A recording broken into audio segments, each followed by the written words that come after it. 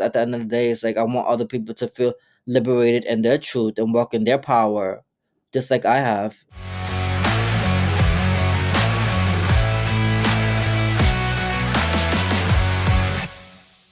Hello, and welcome to the Mindset and Self-Mastery Show. I'm your host, Nick McGowan. Today on the show, I have Rich Vision. Rich, how you doing, man? Good, thank you for having me. How are you? I'm good, yeah. I'm stoked for us to be able to talk about trauma, writing, but also mainly music. There's something I get mentioned even before we hit record. There's just a lot when it comes to music that is sometimes really difficult to be able to put into words. And I also know as a musician that it was harder for me to put things into words as a kid, but I could express myself through music. And to be able to tie that together with mental health and trauma and all of that, and it's just such a beautiful thing that you're doing. So why don't you get us started? Tell us what you do for a living and what's one thing most people don't know about you that's maybe a little odd or bizarre. I am a recording artist. Also, I'm a the website maintenance for my family business. My father's the owner of the company. We sell restaurant equipment, parts for the stove. And as far as awkward, I wouldn't say awkward, but I just came out today as a LGBT rapper, so that a lot of people don't know about me yet. So that's something that is vulnerable and something that I am, I was anxious to share because I've been sitting on it for so long, but I feel liberated. That's kind of timely and huge. Like congrats Yeah, for thank stepping you. stepping out, stepping into that. I mean, that's huge and especially today. Like I guess right before even the podcast. So why don't we get into that a little bit because there's that might be where most of this podcast episode goes. That's a big thing. That's a big decision to make and like talk to us about that. It was something that was I've been struggling with behind the scenes for a while. The reason why I came out yesterday rather than waiting, because to be honest, I wanted to wait until next year to share it with amongst people and social media. And I was challenged by my life coach to do something that was bold or made me stand out. So I'm like, what can I do to make me stand out? Obviously, to me, like, I'm a performer, so I can't just be like, oh, you know, perform somewhere because that's my nature as a performer. I love performing, so that's easy. So I'm thinking like, what could I do to make my me stand out today? I'm like, okay, I'm like, let's share something that's vulnerable. I didn't honestly think I was gonna actually do a video about it. I thought I was just gonna do like a post a little more safer and then call it a day. But I decided to go against that psychology, so to speak. And I said, let me actually be honest and real, and let me share this about me that no one knows, because I feel like not only will it set me free, it will also set other people free who are also struggling, in their sexuality, because a lot of people feel like they'll get judged or it's frowned upon certain people, so it's not easy to just be like, hey, this is what it is, and without getting judged, especially on the internet. So I said, hey, let me do this for me, not really chasing after anybody else's validation, because I needed it to set me free. Because I was even speaking about it to my therapist. I'm like, I'm struggling with this. I'm like, I don't know how to go about even telling people. I told him like two people, and even that was hard. And just being able to just kind of shout it out to the rooftops is, I don't know, it made me feel good. Like I did something worth, um, talking about and sharing, because at the end of the day, it's like I want other people to feel liberated in their truth and walk in their power, just like I have. It's got to be tough to get to that point. It's got to be really tough to get to that point. And to feel like you can't be yourself because of systems, because of different situations or shit, because of how somebody else fucking feels about their own life. That in and of itself sucks, where you're being held back. But and I'm so excited that you feel comfortable to be able to talk about that. And then you've taken that step to actually be able to not just have the conversation, but start to really converse about it. Like even here, you could have held this. You could have. People are going to listen to this. There are thousands of people that listen to this podcast. there are people that are going to know about this. And the fact that you've done that and you've said that and that you are willing to be able to be vulnerable, be uncomfortable, but most importantly, man, fucking being yourself, that's huge. I appreciate you sharing that stuff and actually stepping out to say those things, because there's so many pieces to it. Like I'm kind of wondering, where do we even start with that? Because when you think of all the stuff that leads up to those really tough decisions, to be able to step out and say those things, feel those things, be as authentically you as possible, it it can be really difficult for people. So why don't you share a bit more about that story and like what got you to this point to feel comfortable to be able to talk about it? I think for me, what gave me comfort was knowing that I have friends, and I also have family who are also struggled with their sexuality as well. So like for them also, like being out is like, although it was hard at the moment, I feel like they're embracing it unapologetically, and it's like wow, like I'm like wow, like my friend, I didn't even know because I read her book, and I'm like, oh wow, I didn't know she was um queer. And it's like I had one-on-one conversation with her, and it was like she reminded me like, hey, like you do it on your time, like don't worry about everybody else's timing.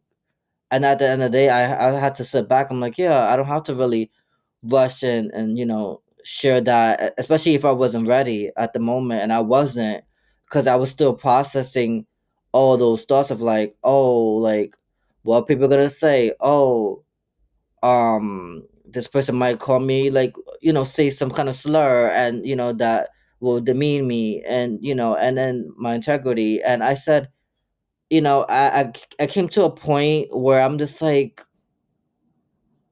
I have to do this for me. Like I even spoke to my therapist about it, like, cause she was telling me like, okay, let's baby step it, and I was baby stepping it. I was just journaling about it. Like even writing about it was hard. Like I wrote like 30 songs about this whole topic of sexuality and how I feel, and it's like it it helped me really realize that, wait a minute, like there's some layers that about me that I'm still holding on to, that I felt like I wasn't being 100% me. Like at the end of the day, like yeah, I was being real about my mental health struggles, and that's always the case when I put out music. And then there's still a part of me was like, wait a minute, there's still more stuff that you have in the closet that you're not saying. Like if you're gonna be 100% real, be 100% real in all aspects. So for me, that helped me realize that hey, there's so much more to be said in my music besides the mental health piece, which is uh, obviously is very important to me because I struggled with suicide ideation, and also knowing that now I'm stepping into um my sexuality. I also realized that it's also a part of me um that gets to be heard, and that people need to see other people stepping out, because it helps them step out into their own in their own journeys of like, hey, maybe there's something that I'm holding back that I want to share, and I want to feel liberated, I want to feel confident in myself. And I know it's not always easy, but it helped knowing that there was other people around that already have done it so boldly, and unapologetically, which makes me feel comfortable to say, hey, wait a minute, like I was in a community that was LGBT without even thinking of it, and my therapist reminded me like, hey, did you know like you were just in a community that, subconsciously you just went in it, and maybe it was something to it, alluding to maybe, but I don't know, but I know I just needed the support. She was like, wait a minute, that was something there. Like you were comfortable to go into a community that you didn't see yourself in, because I was like on the outside looking in, like, oh, I'm not, because I was putting straight on the actual, sign in form, and they were, wait a minute, this is LGBT. How can you be? So I got a kind of like a lot of questioning about that too. But at the end of the day, I also feel like that helped me realize, wait a minute, I'm not I'm not being true to who I am. Well, you'd also mentioned about social media or just on the internet, being able to talk about things and being who you are, and how people could say things, people can do whatever. It can be really easy for people hiding behind some sort of device or screen to talk a lot of shit. And yeah, trolls are going to be trolls, but for the most part, these people aren't.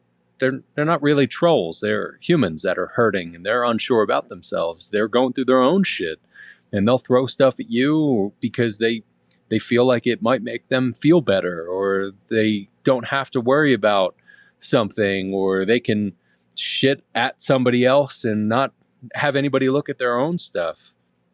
And it's hard to not feel for them in that.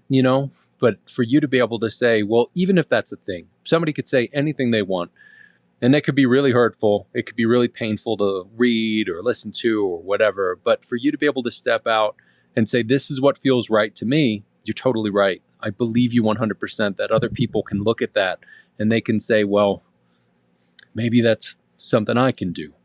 Maybe it's a conversation I can have. If we take a little bit of a step back and you think about the conversation you had with a friend, the conversation you've had with your therapist, conversations you've had with yourself, other people are going through those things. And it's a little crazy at times how we can think as people like, oh, I'm all by myself. You don't get what I'm going through. You don't know what I've done or what has happened to me. And we're never actually alone. There's always somebody out there, or a group of people, or a handful of people at least, that have gone through some similar things. And sometimes it just takes us stepping out or raising our hand to be able to actually show, like, I too could really use some help. Then you talked about community. You also talked about some family that are going through some of that. But then again, if we look at overall systems of you can't be who you are because the world tells you you can't be, or because people will look at you differently.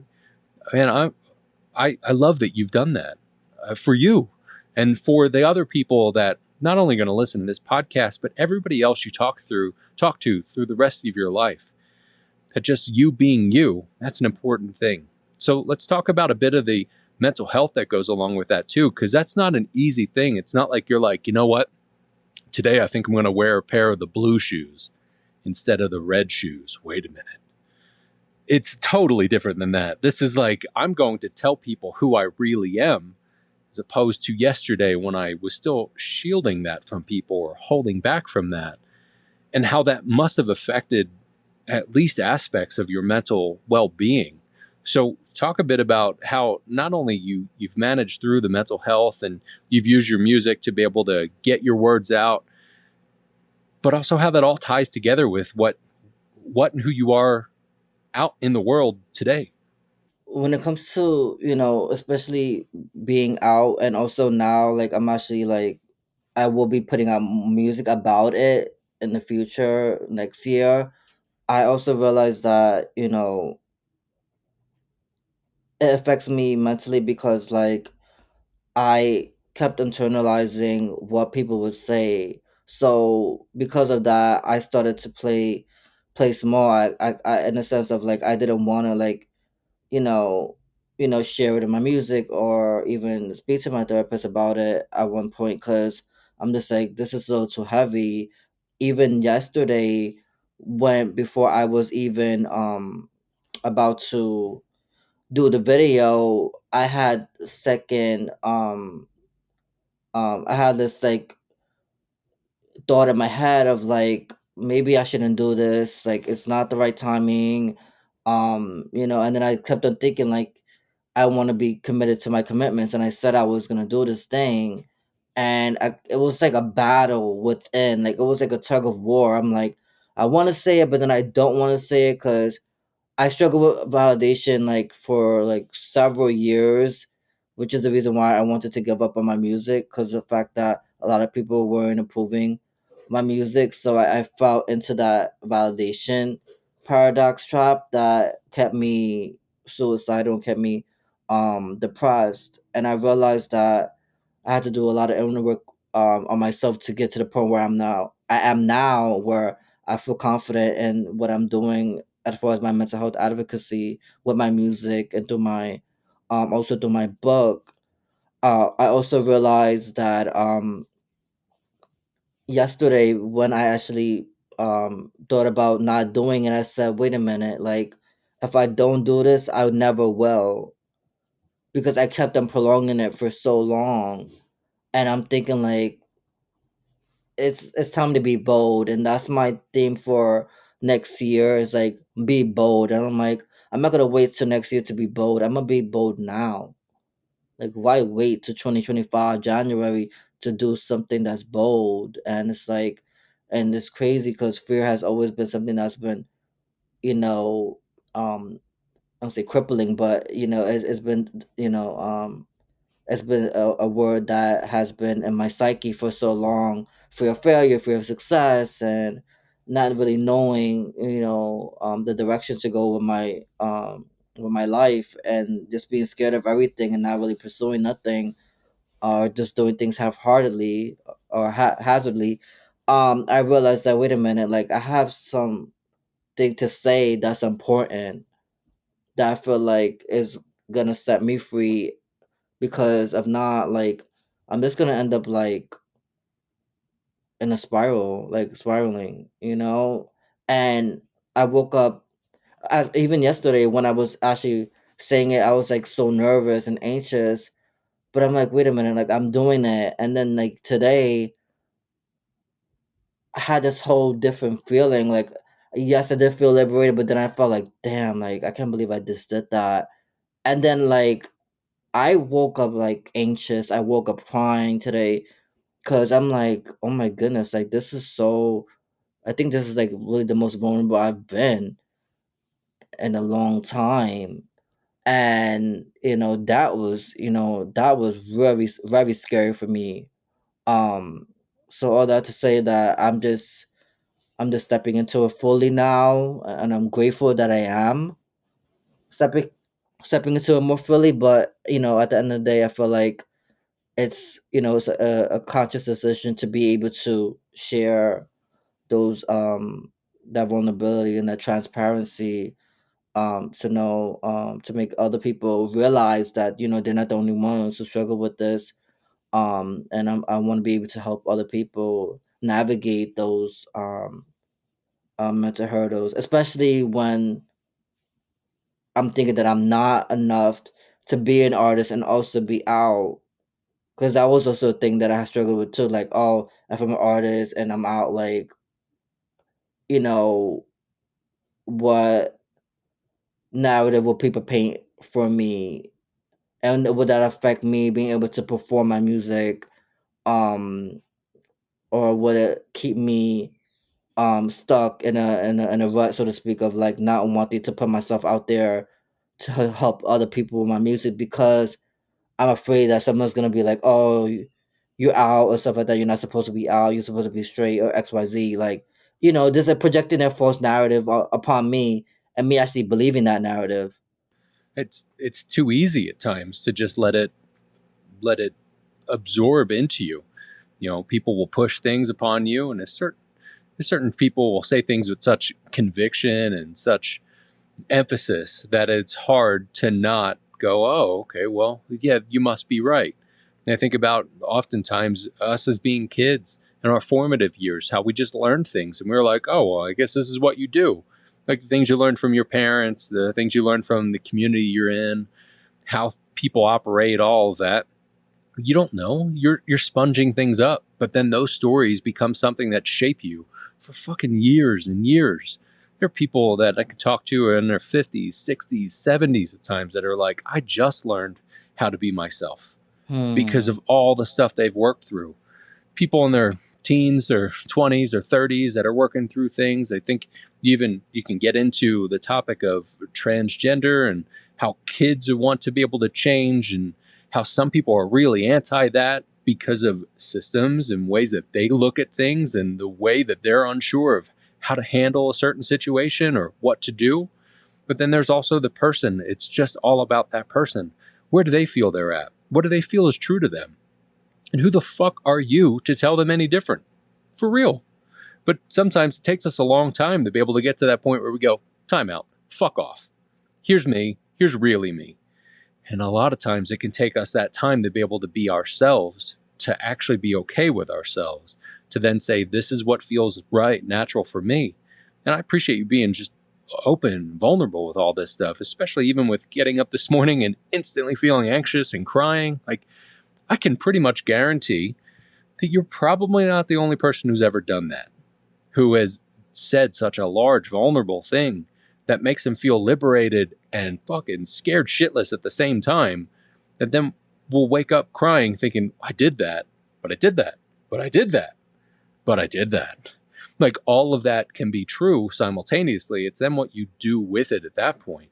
So from the music perspective of what you're doing, honestly, man, I feel like it's probably going to open up so many additional doors for you because you will be able to feel into it.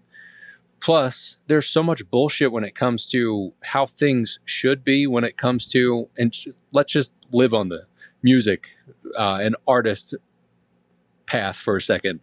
There's so many ways that they're like, you have to do it this way because so and so got big doing it this way, and you have to be perceived this way. But I think some of the best things, even watching different artists as they go through the course of their transformation as a group or as a band or as a solo artist, like, it's typically the third album where they start to figure it the fuck out. Mm-hmm. Like third, fourth album. And Yes. I've seen different interviews at different bands, and I've had conversations with people where they're like, well, at one point I stopped giving a fuck. Or didn't want to listen to the label anymore, or said, well, this is what we feel is natural. And I love when you can hear that stuff. There's a band that I listened to called Bring Me the Horizon. They were a hardcore band, like almost grind metal from the UK in the early 2000s. And they had a handful of albums, and then you could start to see them shift. Even in one or two of their songs from like an album 2019 or 2020, there was a verse in it. It was like somebody in the front row was talking shit about us while they're wearing a Black Dahlia Murder shirt, saying we're not heavy enough because now we're poppy. And this album they just put out is by far the best album they've ever put out. And you can tell they figured it out. They are them. And in interviews with them, because I could hear it and I could feel it. Like, it's palpable with that. In interviews, they talk about how this is where we feel we are. And this is them standing on their path. So for you to be able to be open and be you, 100% you, from an artist perspective, man, the whole fucking world's going to open up at this point. And if there are those fears and the times where like, oh yeah, well, people could say things, people are going to say shit no matter what, because those people have their own fucking problems. But for you to be able to step out and do it, even the fact that you wrote your book and that you poured your heart and soul into each one of those poems, that's a big thing that a lot of people only wish that they could do and would rather talk shit about than actually do the work to be able to do it. So throughout the poetry and the things that you talk about, and throughout your writing as an artist, you talk a lot about trauma. So talk a little bit about what trauma has led you to where you're at, but also how you incorporate the lessons you've learned from trauma into the work that you do, and especially with who you are out in the world right now.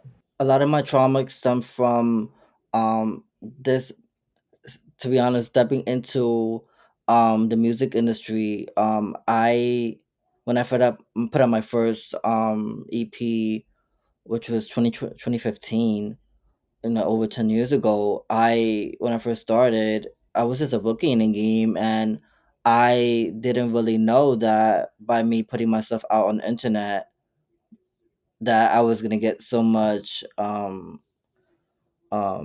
destructive criticism, if you will, about my music. And because I was just a beginner, I didn't even know about what criticism is, or what negative comments were. So I was just like taking it all in, and I didn't realize that by looking at those negative comments about my music, I didn't know it would do something to my psyche.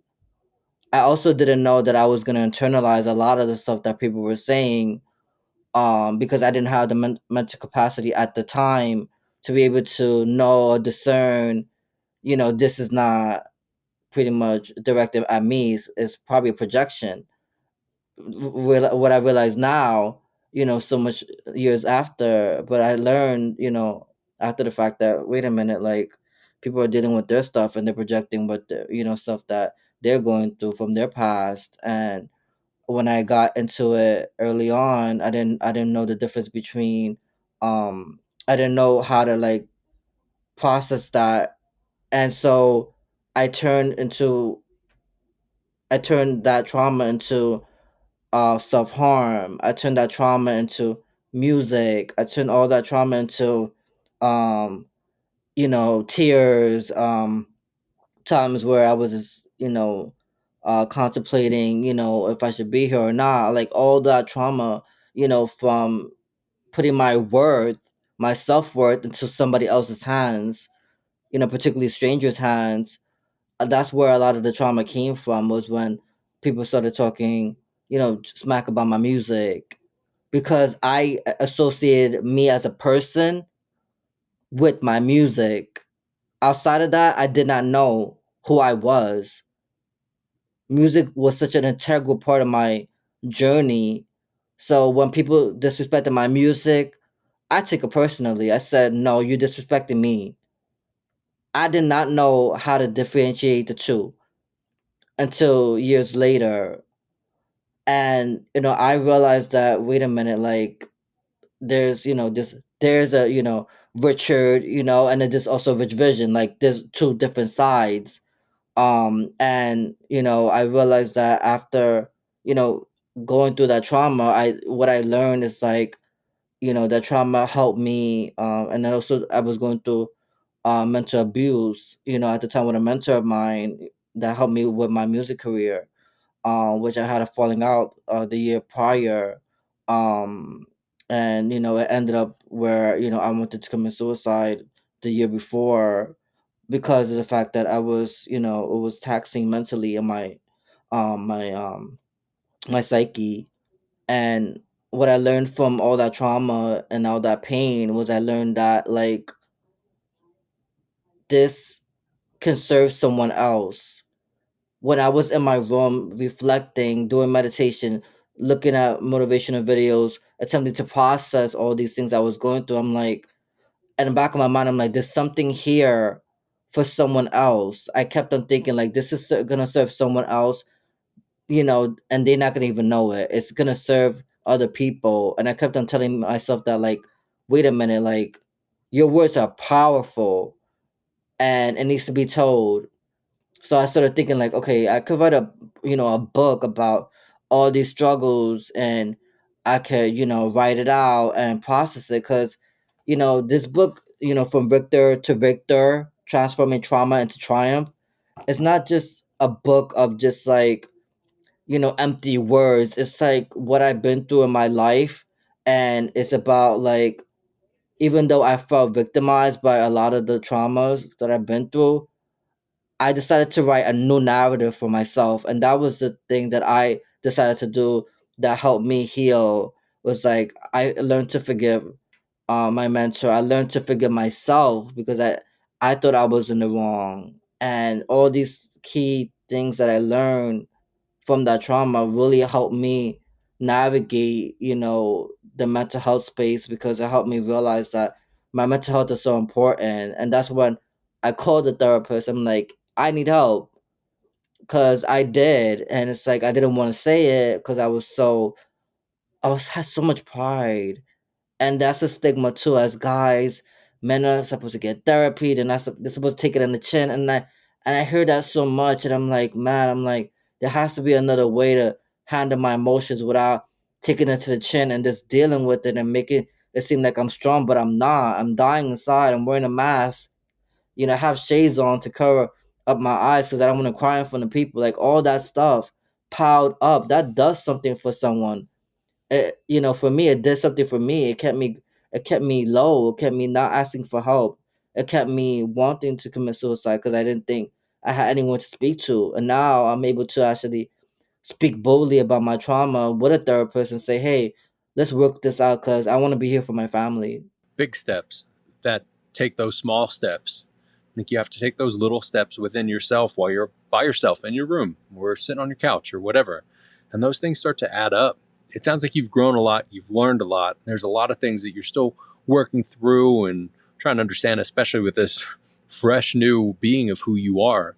So, out of everything you're working on and what you've learned so far, what's that one piece of advice you'd give to somebody that's on their path towards self mastery? See community, because that helped me really master my mindset.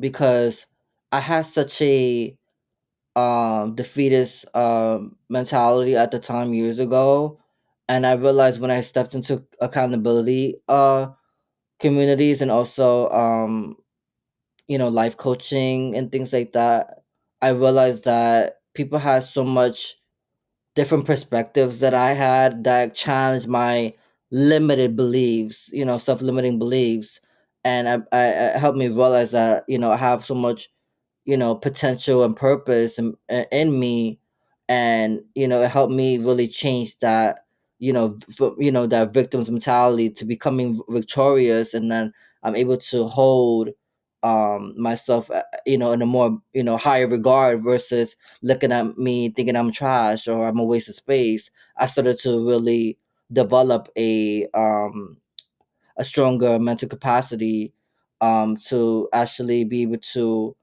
write a different story for my life and say, wait a minute, I am enough versus I'm a failure. And that's what I would want the person who's listening to really take, is that you have the ability to write your own story. No one can write the pen for you. You're the author of your life. So if you don't like anything in your life that you don't want, or you feel like it's lacking, you can always pick up the pen. You can always rewrite a new story, one of resilience, one of courage, one of faith, grit, tenacity. You can write your own story, whatever that word is, and you can um be able to overcome any struggles that comes your way. That's great. I appreciate the advice, and especially being able to understand that we all can pause and rewrite or continue to write the way that we want to write instead of what other people are telling us we should be writing. So, Rich, I love where you're at. I really appreciate and encourage you to continue to be who you are and never mind whatever anybody else is saying, but keep doing the work that you're doing, especially the internal work, so that you can be the outward version of who you actually are and show other people that it's okay to be them. I appreciate you being on today and for everything you've talked about. Before I let you go, where can people find you and where can they connect with you? Yes, I appreciate the privilege of sharing my story, because it's really important to know um that I'm not the only one struggling, and that we the person who's listening could get the help that they deserve. If anyone wants to connect with me, I am Rich Vision, so that's gonna be RICHVY like yellow SION on all social media. So it's gonna be RICHV like Victor, yellow YSION on all social media platforms. I have my single out called I Am Enough, Yes As I Am, on Spotify. You can listen to it and feel empowered. And as a reminder that you are enough as you are, and you don't have to chase anybody's validation but your own. Awesome. Again, man, it's been awesome to have you on. I appreciate your time today. Thank you. Thank you, my brother. Appreciate you.